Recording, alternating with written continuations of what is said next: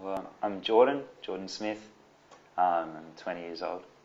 I study science advanced and combined with law, so I'm majoring in physics this year.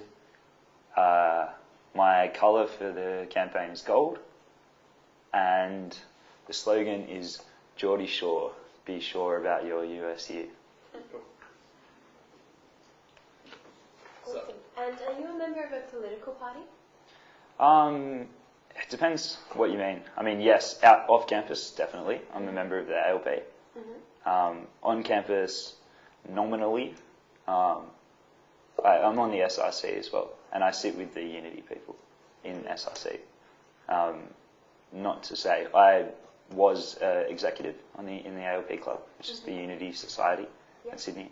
I didn't contest for executive spot in the recent AGM, just held last week, Unity. But, I mean, of course, I'm a Labor person. That's where my political values lie. And I had to have party membership. But nationally. You didn't decide to seek their support for running, and are they supporting you? No. The Unity has a candidate, Robbie Magyar, as I'm sure you know, who's a great guy. I only met him the end of last year, but I like Robbie. He's cool. We're very amicable, but no, I'm not running with Unity at all. We're certainly not enemies, but there's no special alliance or deal or antagonism between Robbie and myself. Sure. Anyway. And are you afraid that you'll split the vote, though, between people that might have, say, Unity preferences, or...? Well, I don't see why I should be afraid of that. I mean, I'm running on a completely different platform. I think Unity's probably a powerful enough faction on campus to support two candidates anyway, even if they wanted to. I'm sure if they run a good campaign, it'll be fine for Robbie, and hopefully I can get elected as well on a different platform. But, I mean, not to say that I'm at all a Unity candidate, because there's been nothing, no correspondence there particularly in relation to the election. So if you were to be elected, you'd vote independently rather than caucusing? Yes. Excellent. You mean for president? Well, I was speaking generally, but for president, you would vote Absolutely. independently? As to how I would want to, yes. And for the people, my constituents, who votes for me. We'll just move to some more general questions about this election and union. Yep. So it's a very big field of candidates this year. I know. What makes you different to the rest of them? Yeah. Well, I don't want to, before I start on this, I don't want to show any disrespect to the other candidates, because some really phenomenal people, some big names in there, as you know. And I do think there are a fair few people who deserve to get elected as well, along with me. I think I'm one of them who would be really, really good for this job.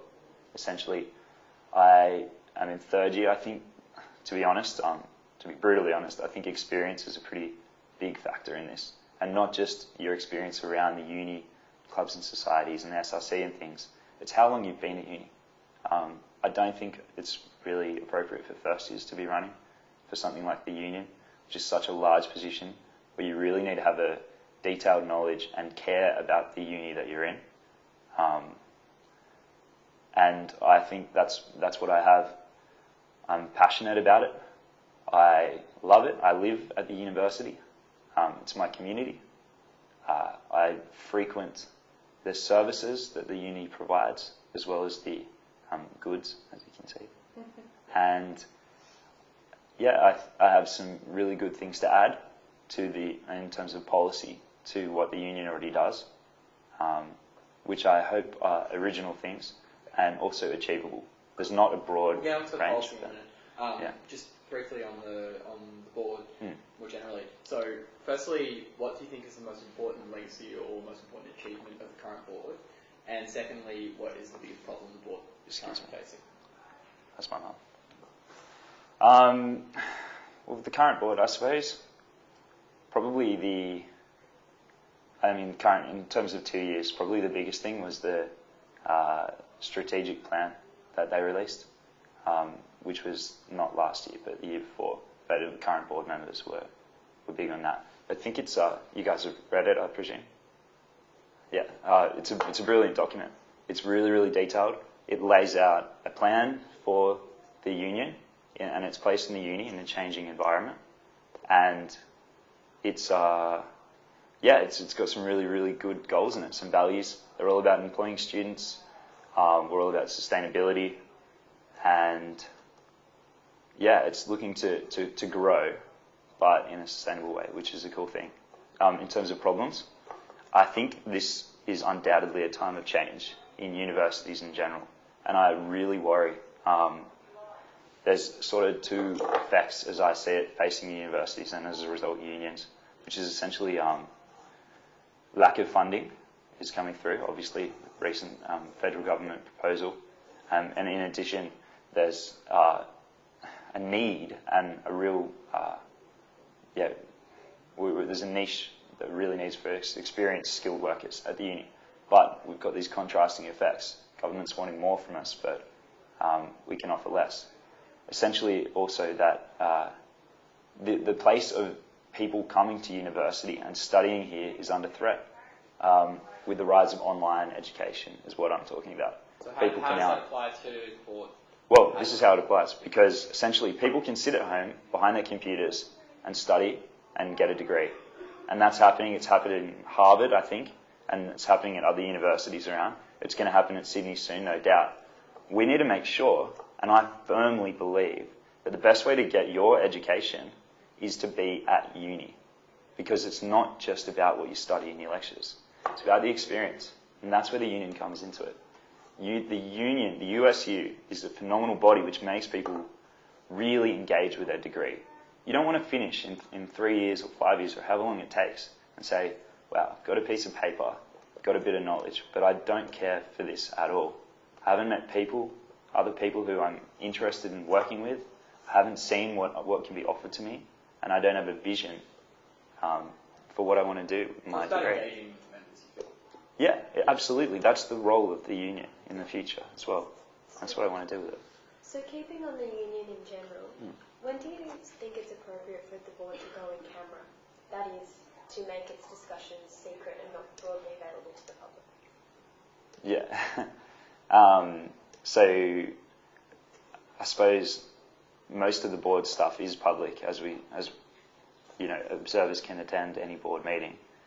And I think that's absolutely how it should be. I've studied public international law recently, last semester, and it really surprises you how much stuff can be done undercover. And obviously the union has executive committees and all sorts of committees whose a lot of their work is done outside of the public viewing options. But so to speak, they all report at the meetings. That's how I think it should be. I think probably there's a potential to expand speaking rights and questioning rights at board meetings because we are accountable to the students. What are we doing this for? What are we hopefully doing this for if I get elected? Is we're providing services and good for students. Why should it be secret? So broadly, you think that the combination of committees reporting back to the board in general and some use of in-camera is appropriate? Yes. I have some grievances. I find I'm on the SRC council, and when the executive reports back to the committee, to the council meetings, it's so easy to skip over these hours and hours of work and all these important things they've decided on. And look, I don't know if it's exactly the same for the union, but I know it's a similar process. And I feel like a greater level of accountability is needed there and should be readily available. If I'm a counsellor and I barely see it, what does the wider student see? Yeah. So, do you have any ideas for processes or mechanisms that could be put into place to deal with the accountability problem? Yeah, absolutely. So you mentioned more speaking rights. Let's have more speaking rights. Let's have mandatory time slots that need to be filled for presentation of minutes of the committees. So you can't just throw people a document and say, okay, let's vote this one up. You need to explain through the policies. If it takes longer meetings, then it takes longer meetings. We can do that. Board directors get paid, and they have a responsibility to provide a good service. I think those two things would be sufficient, certainly, and some in-camera stuff as well, if necessary. But I don't think it would be. I think we'd trial those things first. Great. Do you want to move on to a policy Yeah.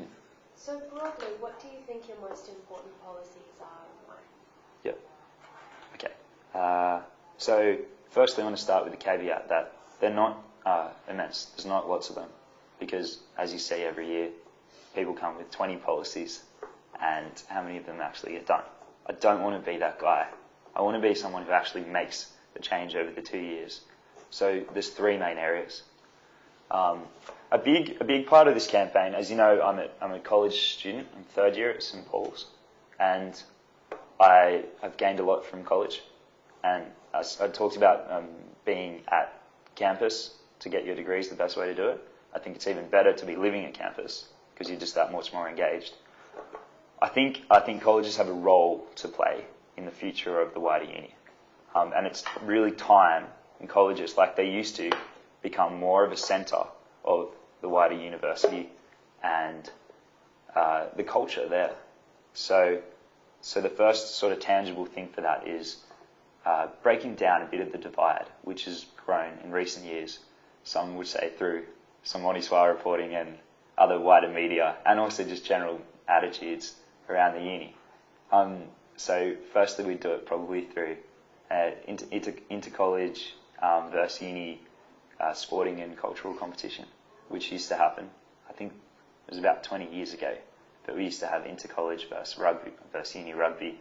I think we could do it in debating. I think it would be really, really fruitful and interesting. We'd get good audiences from both sides, and it would be a way to sort of break down those barriers with friendly rivalry. So this falls under your unified campus? Unified campus, yeah. Program. Essentially, yeah. Yeah, so basically you're talking about bringing college students and non-college students together and creating networks and competitions for sports, debating, public speaking, all kinds of Showing the best of both worlds. Yeah. I've been in both sides, and I know that college people don't engage that much with the uni in general, and there are very few people, wider uni people, who really get involved in the college stuff. Both sides have a lot to gain from it. There's no reason why they can't work together. And colleges do a lot of really good things around campus. We have the Palladium Cup, which is a competition of 8 or maybe even 10 different cultural events, and it happens around campus. We have things in the home building. Sometimes they're in different college halls. These sort of events and performances should be opened up to a wider audience. It's a very good thing to have more performances, more art, more culture around the uni. And have you discussed with any current board directors, or do you have any idea how this might be implemented? If you can get on board? Not with board directors. I've discussed with senior students around the colleges. I think it would be a relatively simple process. We've essentially, it would be in part engaging with the clubs and societies program. So obviously that committee, it would be important for me to sit on, ideally. And also it would probably involve engaging with Sydney Uni Sports and Fitness too. I don't know the extent of the liaison, but I imagine there's quite strong ties between the two organisations. But being a board director, being a college person as well, would put me in a very strong position to go about it. It would essentially just take a dialogue, organisation. There are already these things that are organised from both sides, simply about picking dates and getting a medium bureaucracy together to pick sides. You also talk about dealing with unfair student employment. Is this I just want to clarify, is this kind of a broader initiative that would deal with complaints students might have with their employers? Yeah. I mean, I kind of feel that this is something that the SRC already deals with in some capacity. What would that entail? Yeah, so this is a really, really personal thing of mine that I have a great passion in and care about. And you're absolutely right. This is something that the SRC should be involved in. But I would say that you're incorrect in that the SRC deals with this. It doesn't. The SRC has a legal caseworker, and people are allowed to, at any time, can approach them and ask for advice and opinions. And the SRC has welfare officers who do a great job. But there currently is no service around campus which goes to students and says, how are you doing in your work? Are you being mistreated in your work? Are you being underpaid? And is it up to your satisfaction?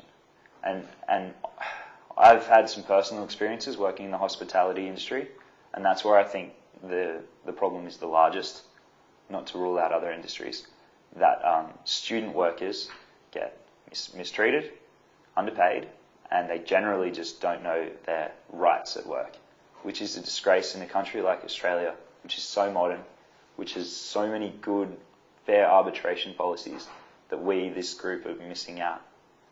Because we're vulnerable, because we're invariably poor, and we really need these jobs. Yeah. I know I do. And not having your working conditions, good working conditions, firstly, reduces the amount of income you have, of course. It has direct ramifications for your university studies. And that is a terrible thing when we're the people putting in the time, spending the money, dedicating our young years to essentially the future of this nation. So the union has a role to play in this. Of course, the University of Sydney Union is not a union per se. I think it has a role to play in that, though. I think the union should work in conjunction with the SRC, a body run by the union, but also has SRC counsellors and uses the SRC legal service that's existing to essentially set up a commission, which would also involve wider students. So the union would be at the top of this, is the idea. It would be run through. It would have two roles. Basically, it would be going out to students, first of all, and finding information would be the first part. How systemic is the problem? How deep is it? And then it would provide services of direct reporting to the Fair Work Ombudsman in New South Wales. And also, if students wanted to go a little further and be a bit more public and not report anonymously, it would be able to use the SRC legal advisor to serve a notice on the employer in particular. So it's basically turning the union into a union. It is. For students. Yeah. Absolutely. Students who are employed. And it's not as it is. Why should it not be? We have this structure set up. We have a democratic process. We have this body that represents all students, but yet we don't use it for that. And so would the person that brought the complaints to the Ombudsman, would they themselves have legal training? Would it be some kind of legal service that the union was also providing? Well, as I said, we'd work through the SRC legal experts. Mm-hmm. So we'd come to them for advice. I think another dual purpose of it, so they would essentially oversee any complaint which was made, because despite us budding law students trying our best, we're really not professionals yet. But I think it would also provide a good avenue for interested law students to take roles on this commission and to do the preliminary analysis of cases. And certainly anyone can report to the Ombudsman. You don't have to be a lawyer to do it. So I imagine this would require significant resources, and it would also be quite a shift in just the broad mode in which the union operates. At the moment, it's more or less a service provider, and this would turn it into more of a political lobbying body in many respects. Not political. Well, I mean, it's inherently political in the sense that you're moving towards a system where you're lobbying for the rights at work of students who are employed and who are members of the union. So yeah. I would dispute that it's not political. I mean, how feasible is this? Well, I don't see why it's infeasible at all. Firstly, we're not talking about paying the volunteers on this service. We're talking about engaging students in a form of student leadership. We talk about setting up another body, a group on the council, which would oversee it. We're talking about engaging SRC members who are unpaid. It would be naive to suggest that this wouldn't cost funding. Of course it's going to. And I haven't costed it. Of course we try and keep things as cheap as possible. But just the surveying element and gathering of information is going to be cost some money. But I think it's a worthy investment for the union to make. And yeah, it's going to take a huge effort to set up, which is why this is one of three key things, and this is the most important one that I really want to achieve in my 2 years on board and set up a legacy for it. I think a lot of people will be really passionate, the people I've spoken to really like this idea, really want to get involved with it, because it's affected a lot of people. And to just jump to some of your other policies. Yep. So a large part that you were talking about before was the involvement of college students. in the wider student community. And the reverse. And the reverse, of course. Back when compulsory access for college students was introduced, it was quite a controversial policy. Yeah. Do you support that, particularly as you've mentioned, given that many college students don't take advantage of a lot of the union's opportunities? Absolutely. I probably went a bit too strongly there. Colleges take advantage of university goods, no doubt. And the access agreement, I think, recognises that college students live there. A lot of college students purchase coffees, beers at the various bars that we offer, and some of the services and clubs and societies. I think the access agreement recognises that this is a large constituency who live on campus, who are quite important to the union, and I think it's a good thing, and I really do support it. But I think it also gives a certain puts a certain onus on college students to get more involved. If we're being recognised like this, we need to pull our weight. We need to show that we really do want to get involved with clubs and societies and with the wider university culture. So, but I do support the agreement, but I think it has obligations from both sides. And so on your other policy, which was about reinstating commemoration day, can you just explain that a little bit? Yeah, essentially this policy is not deep, it's not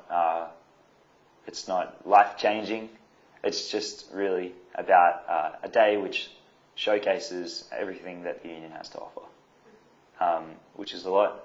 We have O week, we have O day in the second semester. This could probably work around something like that, around that O day. We combine the two.